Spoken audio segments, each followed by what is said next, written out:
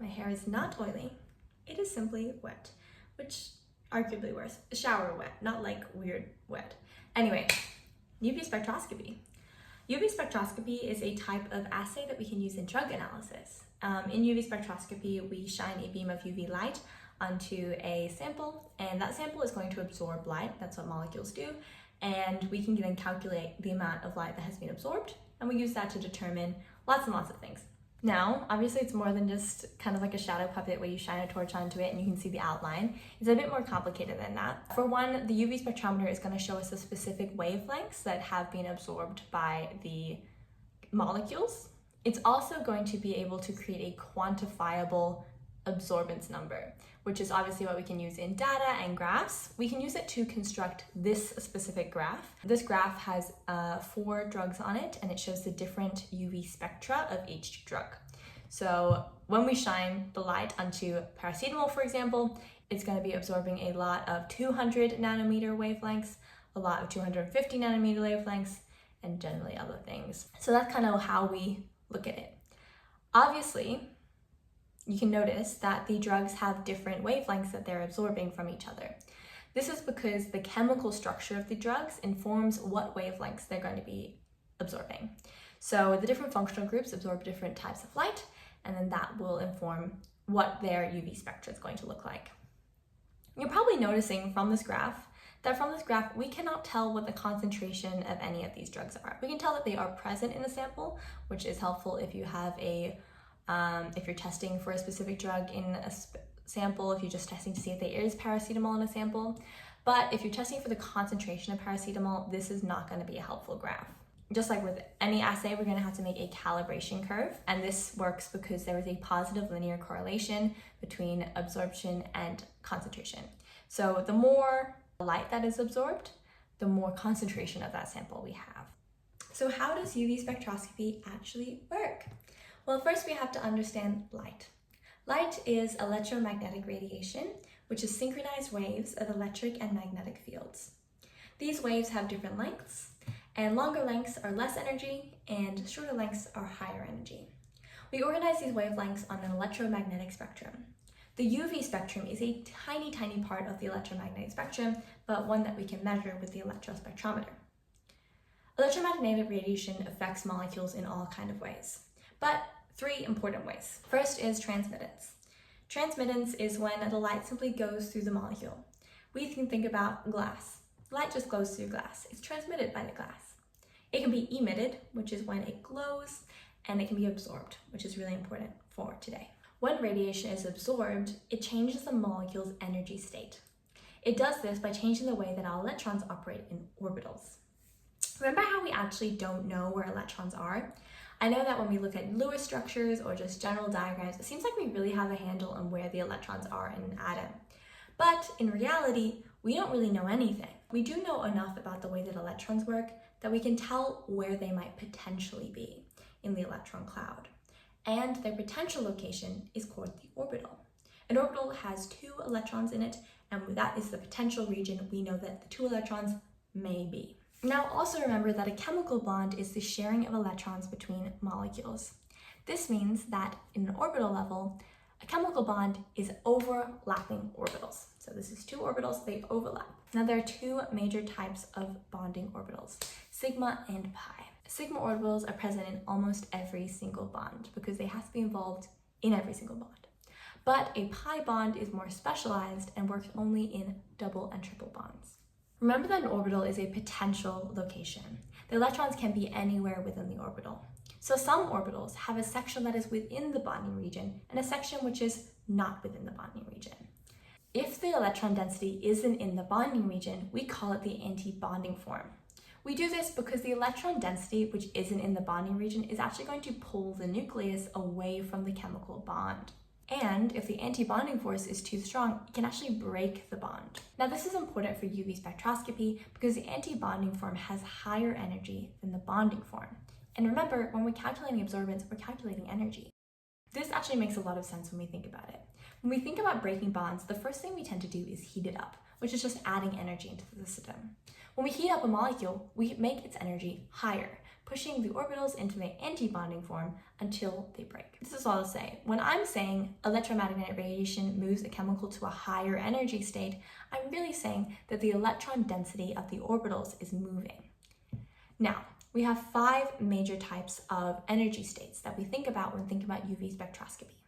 That's pi, anti-bonding pi, which is sometimes represented as pi asterisk or pi star, sigma, sigma star, and a non-bonding orbital. These all have varying energy jumps and are present in various different functional groups. Alkanes only have single bonds, which means they'll only have sigma and non-bonding orbitals. This means when they're excited, they usually go from sigma to anti-sigma. The problem we face though is sigma bonds are extremely high energy. They tend to be over 200 nanometers, which is actually too high for our UV spectrometers to pick up. It's not practical. So we tend not to see alkanes on our UV spectroscopy. Pi bonds are involved in double and triple bonds, so we tend to find it in things like alkenes, alkynes, and carbonyls. They face a similar problem to sigma bonds in that they are extremely high energy and can't be picked up with a UV spectrometer. But fortunately, some of them can, and that's due to a feature called conjugation.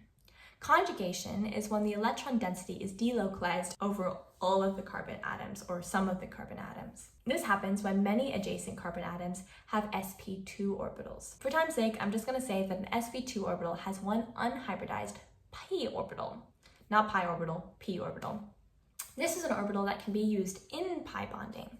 So if we see double or triple bonds adjacent, it tends to be a warning sign that there's conjugation involved. Conjugated molecules tend to have a lower energy than their unconjugated counterparts. This is a good thing. An unconjugated molecule's wavelength is too high for the spectrometer, but if a molecule is highly conjugated, we can use spectroscopy on them. This is a graph tracking 3 different molecules that involve pi bonding. N equals the amount of double bonds we see in the chemical. We notice that the more conjugated species, which is in blue with 5 double bonds, peaks later, which indicates that it has a lower energy. So even though there are lots of things that can change energy levels when they hit with UV light, when we're doing spectroscopy, only highly conjugated pi bonds and the unbonded to anti-bonding pi transitions are actually going to be measured. This is important when we're considering the sensitivity of the assay. So, how can we actually use UV spectroscopy in drug analysis? Let's look at the example of Lanzaprazole. This is a proton pump inhibitor that's often used to treat GERD. We are doing quality control, and we want to make sure that the concentration of drug is within 5% of the advertised concentration, which is 15 milligrams. We dissolve 1 capsule in a 1 liter solution, and we put it in a 1 centimeter wide cuvette. We put it in the UV spectrometer and get this graph. The red line is the Lanzaprazole, and if you notice, looking at the red line, we have a peak at 200 of 1.5. But the maximum absorbance is actually 0.85. This is because of the way that UV spectra works. Anything under 230 tends to be picking up on impurities as well as drug. So we tend to ignore everything in that section because we don't want it to be counting in analysis. We can make a calibration curve and use this calibration curve to find the concentration of Lanzaprazole. Although sometimes at higher concentrations, the calibration curve with the UV spectra can be nonlinear and therefore not functional. But we don't have to use a calibration curve to find the concentration. We can actually use the Beer-Lambert Law, which looks like this. This is absorbance equals molecular absorptivity times path length times concentration. We don't know what a lot of these words are, so I'm going to give a quick explanation. The molar absorptivity is the measure of how strongly a chemical species absorbs light. Specifically, it is the amount of light that 1 mole of chemical would absorb. This means that any unit we get from this equation is going to be the molar concentration of the drug, not the mass or the molecular concentration of the drug.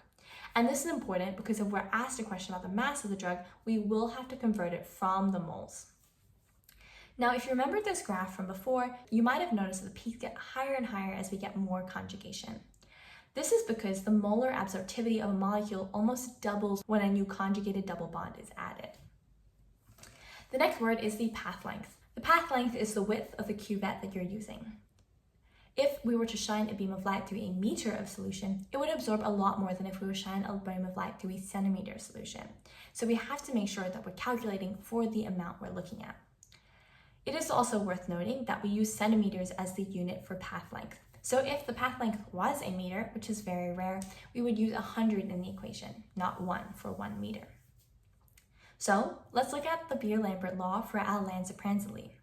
We know that absorbance is 0.85 from our UV spectra, and our cuvette was 1 centimeter wide. And I can tell you now that the molar absorptivity of lansoprazole is 21,200. So if we substitute these into the equation, we get a concentration of 4.009 times 10 to the power of negative 5.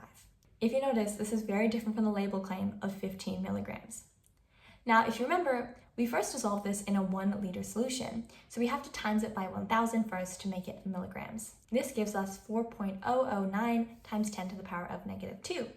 But remember how I said that this is always the molar concentration? Well, we want the mass, so we have to multiply the molar concentration by the molecular weight of lansoprazole, which is 369.4. This gives us 4.81 milligrams, which is within the 5% range of 15 milligrams. But if we don't know the molar absorptivity, or we just can't be bothered converting our molar concentration into mass, we can use this equation. Absorbance equals the absorbance at 1% concentration and 1 centimeter times path length times concentration. And we solve this one the exact same way. Another thing we can calculate is transmission, which is inversely related to absorption. Anything that isn't absorbed is going to be transmitted. We calculate transmission as a percentage by dividing the final light by the initial light. Now, UV spectroscopy isn't the only spectroscopy we can do. In fact, we can do the opposite of calculating absorbance by calculating emission. Some chemical species glow when UV light hits them. Normally, when lots of energy is given to a molecule, it has certain processes to remove that energy. But if a molecule is too rigid, it cannot do that and is forced to emit the energy in the form of light. This is in the case of molecules that have fused aromatic rings, and we call it fluorescence. The strength of light emitted is proportional to the concentration of the molecule, meaning we can construct a calibration curve and use it to find the concentration of drug in the sample. Fluorescent spectroscopy is highly selective because only a few molecules can fluoresce, but it can also be sensitive to pH, temperature, and heavy metals.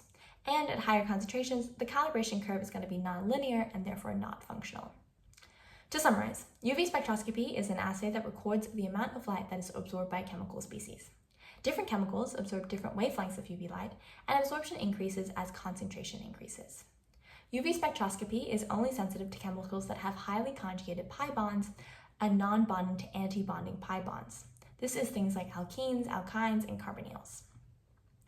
UV spectroscopy can only measure wavelengths that are longer than 230 nanometers. And we can use the Beer-Lambert Law, which is A equals molecular absorptivity times path length times concentration, to find the molar concentration of the drug. Finally, fluorescent spectroscopy measures the emission of light in fused aromatic rings.